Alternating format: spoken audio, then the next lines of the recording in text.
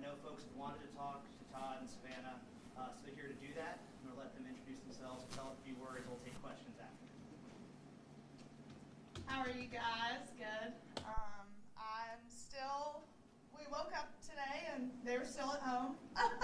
So it's honestly felt like such a dream to have them at home. And I'm just so grateful, obviously, to President Trump, the administration, Alice Johnson, just everyone within the pardons office. Alice obviously came on my podcast a year and a half ago, I think, before she ever even got the role. And what I respect about her is she's not in the art of giving favors. Neither is President Trump. And when she got the role, she looked into our case. They saw the injustices. The media loves to run with this $30 million scheme without doing the research to look into the documents. And there was no $30 million scheme. But I just appreciate the administration looking into it and seeing the faults within our case, the corruption, and just the weaponization of the DOJ. So we are just so excited and moving forward. Obviously, getting them home the past 2.5 years, I have fought. Like, that was my #1 priority, was getting my parents home. But now that they're home, now we move on to all the other men and women that are in the system and getting them home. And I know we're going to continue to work. We're going to be in D.C. and Mom and Dad are now along for the ride because we're not leaving those men and women behind. There's too much work that needs to be done. There's too much reform that needs to be done. So we're just super excited. And here he is, Todd Chrisley, after running from, the media at Nordstrom yesterday. Good morning, guys. Thank you all very much for coming today, for having the interest. I want to thank first and foremost my Lord and Savior, because that's who got me through it. I want to thank President Trump. I want to thank the administration. I want to thank Alice Johnson. I want to thank every person who has prayed for us, that has stayed in the fight and that fought for the truth to come out. And so I am grateful for it. And as Savannah said, she has fought a long fight. And for any parent to see their child fight this hard, it's a double-edged sword. It's a blessing, and then your heart breaks because your child has been placed in that position to fight for you, when as a parent you're supposed to fight for your children. So I will always be grateful to you for the fight of my heart. We've had wonderful legal representation, maybe not the first go round, but certainly we picked up. And we're certainly grateful to you, Alex, and to you. This is the better-looking version of our team. So, we're grateful for everything that has happened thus far, and as bad as this experience has been, there's also been a lot of blessings to come from it. I have met some wonderful men. I have listened to some horrific stories about things that have gone on in our system. And whether you believe it or not, because I was you at some point, even though this pardon has happened, I still was convicted of something that I did not do. It could be you. It could be you. It could be any of you. And somewhere in this room, someone has had a family member that has been affected by the system. So I understand the shame that's around it, but I refuse to feed into that, because shame is like a cancer that just spreads, and I have no shame. So I will continue to fight for all the guys that I dealt with and that I was blessed to be with at FPC Pensacola. I will continue to expose the injustices that go on there and throughout the department and throughout the Bureau of Prisons. I know that Julie, who is a wonderful, decent, God-fearing woman and that I am blessed to have been married to and been with for over 30 years now, an excellent mother. She's at home with Chloe right now, and Chloe will not let her go. So we're blessed to have our family back, and we're blessed to be coming back to television, because we do have a much bigger story to tell now than we ever have. So I thank each and every one of you. Happy to open this up for some questions. I'll start here. Todd and Savannah, what was the reunion like first night, right? Todd, Julie, and your family. And the second part of that is, Todd, the fans have been really talking about your physical transformation. I call it the BOP glow. And so what was the motivation behind that, and how are you going to continue that sort of fitness routine moving forward? Well, I'll actually have more access to better products now that I'm out. You know, I think that I had nothing to do other than to read and to work out. And so I worked out every morning at 10:45 until 12 with my buddies there, and I read, and my walk with Christ became deeper. And I talked to my daughter every day, to Chase, to Grayson, and I was able to email with Julie every day. And so I think that for me, I haven't had the same effects that so many people leaving the prison system have had. So I'm grateful for that. Or maybe it's just all the residual Botox that never wore off. What was the reunion like, though, first night? Yes, I think for me, obviously I went to pick up my dad. And when he walked out, it was just such an overwhelming feeling, because the last time I was there, I was dropping him off and watching him walk away. So I think watching him walk towards me, I was an absolute disaster. And we left there, and it was amazing. And I FaceTimed my friend Margot, who works within the administration, and she goes, "Hold on a second." She was like, "I'm here with the president." And we got to FaceTime the president, and it was a full circle moment. I think that it was, you know, as Savanah said, she and Nick dropped me off there, and then he picked me up. It was, I don't even know that I felt like that it was real at that moment. And I woke up the first morning, and I was looking around, I'm like, this is really real. I'm home. So I was grateful for our family to be all back in the same room, to be together, to share a meal together, to pray together, and to know that we're still in the fight together.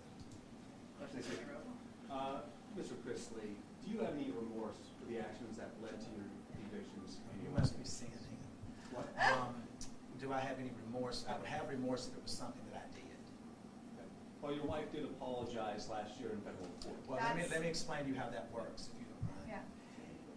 You're placed in a position as a defendant to either bow down and kiss the ass of the Department of Justice and accept responsibility for things that you did not do in order to avoid a stronger sentence. And the corruption that went on in our case is going to continue to unfold, and Alex is going to continue to give each and every one of you the evidence that as it comes in. Next question. You haven't seen your wife in so long. Hearing her voice, seeing her, what was that like? It was overwhelming. It was overwhelming. Julie and I have been together for over 30 years, and she is my best friend. We have raised our children together. The grandchild is now my legal daughter, and we've had all the ups and downs. You know, we've gone through breast cancer together. We've gone through multiple medical procedures with her, and it was great to be home. No matter where that is, as long as she's there, it's home. Got a question up here? Hey guys, welcome home, Todd. Thank you so You're much. welcome. I know this has been a big journey for you and for you, Savanah. What is one thing that happened behind the scenes that maybe you want the public to know and to understand?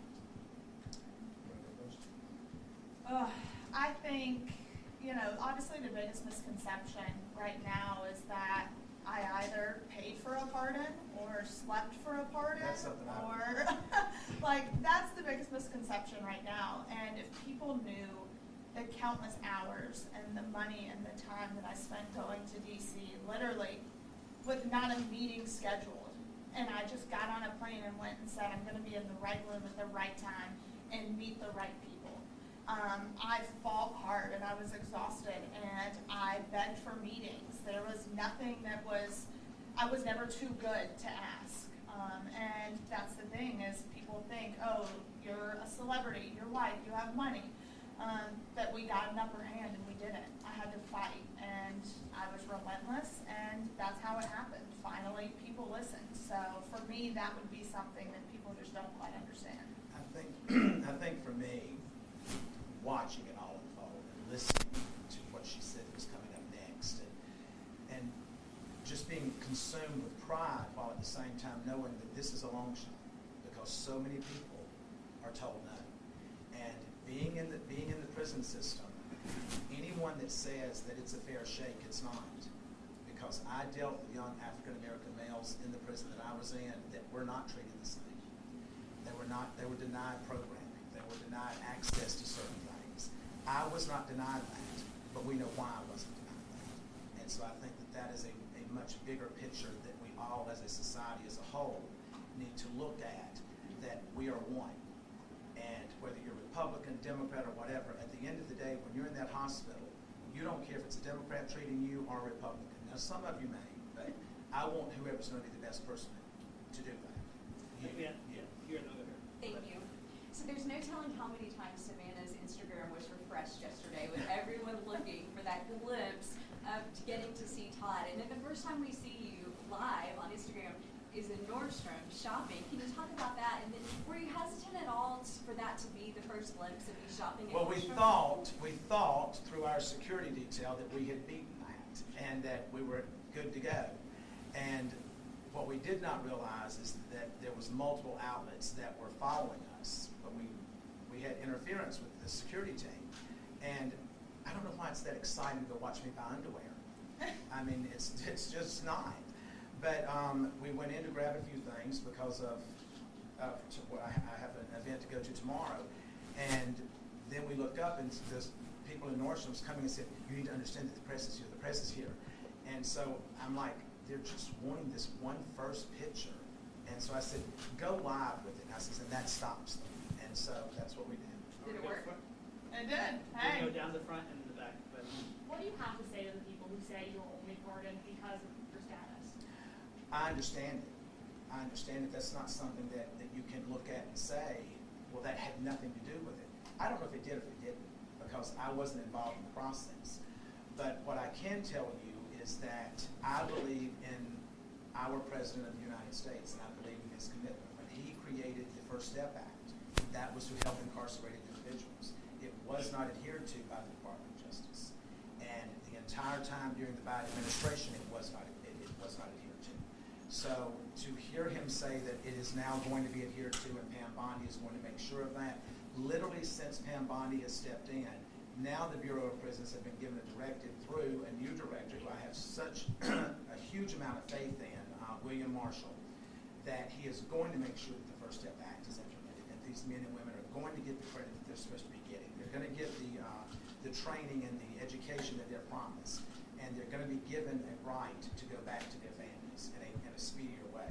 So I do understand that, and if that's the case, I don't know how to address the fact that if it is the case, but I'm grateful to God for whatever reason it was that we were able to obtain it. far in first.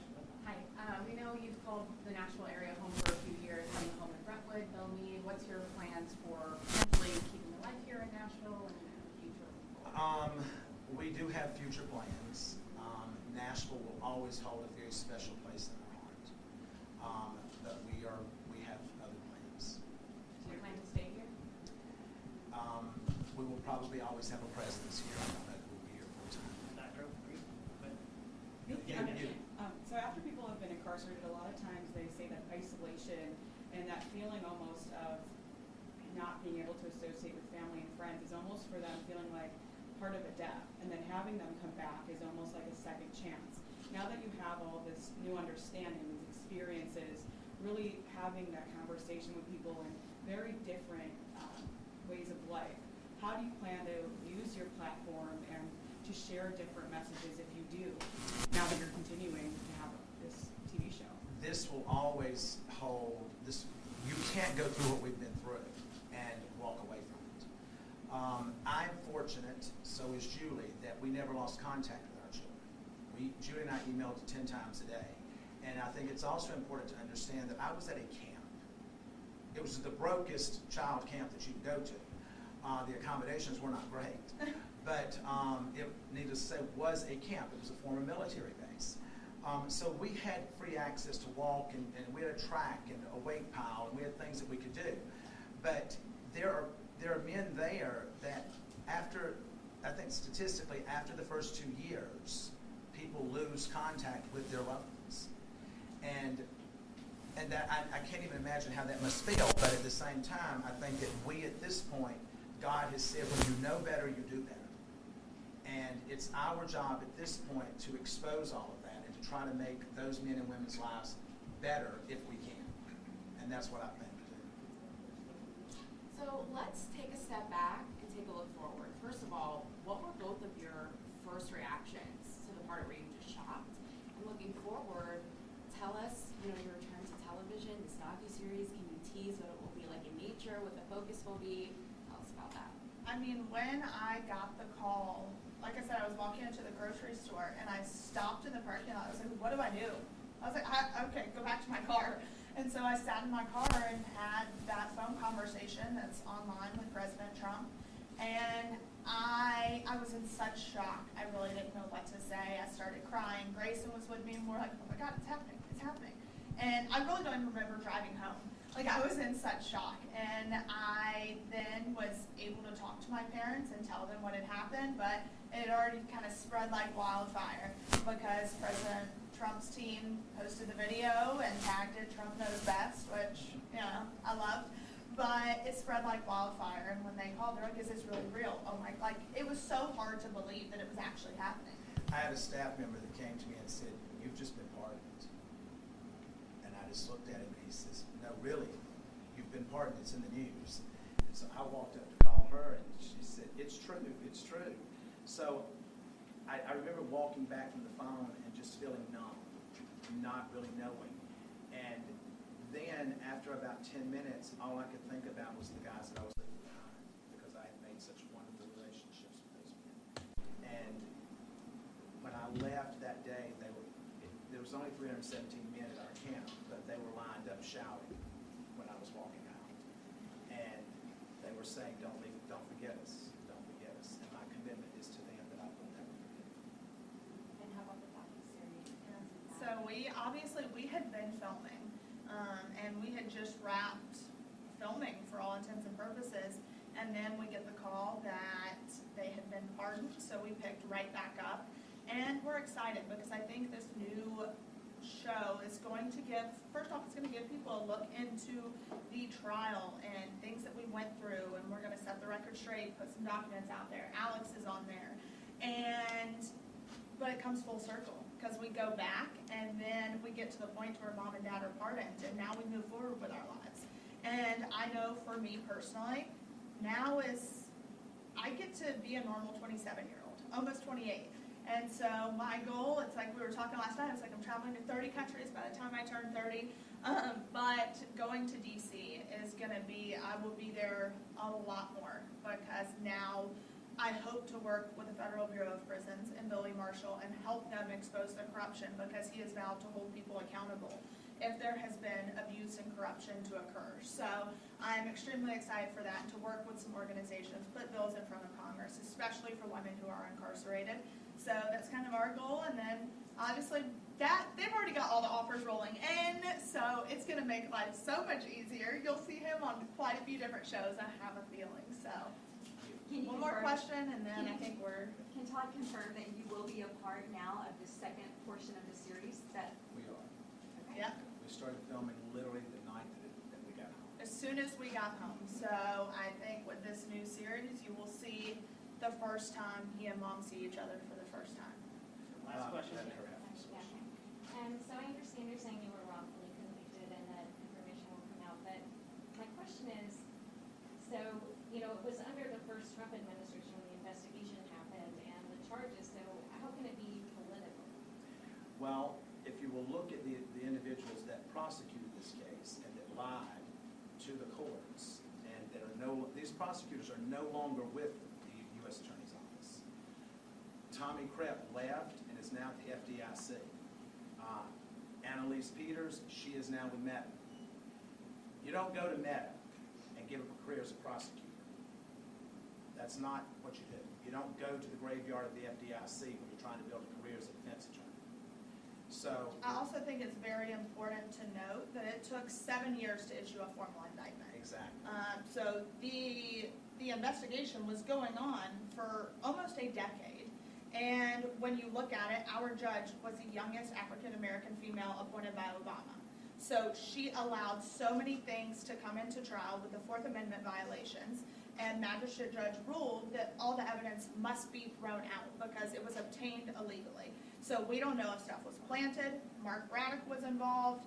He got full immunity from the government. So the whole trial was just messy and tainted. And when the magistrate judge ruled the evidence was not allowed in, the Obama-appointed judge said, nope, I don't care. We're allowing it all in. And with an email that said, we need to catch a big fish. And the response was, well, Todd Chrisley is the biggest fish in Atlanta. And I think it's also important to note that the Office of Inspector General ruled in our favor in their documents, that in their investigation, that stated, we agree that the Chrisleys were unfairly targeted. We Due substantiate. to their celebrity status. Yes, we substantiate the Chrisleys' claims that they were unfairly targeted. So at the end of the day, I will sit and say, as his daughter, I believe in law and order. If I believe that my parents did exactly what they were accused of doing, then yes, you have a consequence for it. Do I think the consequence should have been 12 years? No, I do not. That's not even a fair sentence if it was true. But I know in my heart of hearts it was not true. I caught these prosecutors in so much misconduct, speaking to the judge, having ex parte communications. And This is in writing. It is in writing. Alex exposed the emails. So I think at the end of the day, if you want a conviction, then have a clean conviction. And to go back to your question about it being a Trump administration, it was a Biden administration that the OIG issued a report under that said that we were targeted. Thank All you. right, guys, thank you all very much. Awesome. Thank you. Have a wonderful day. God bless.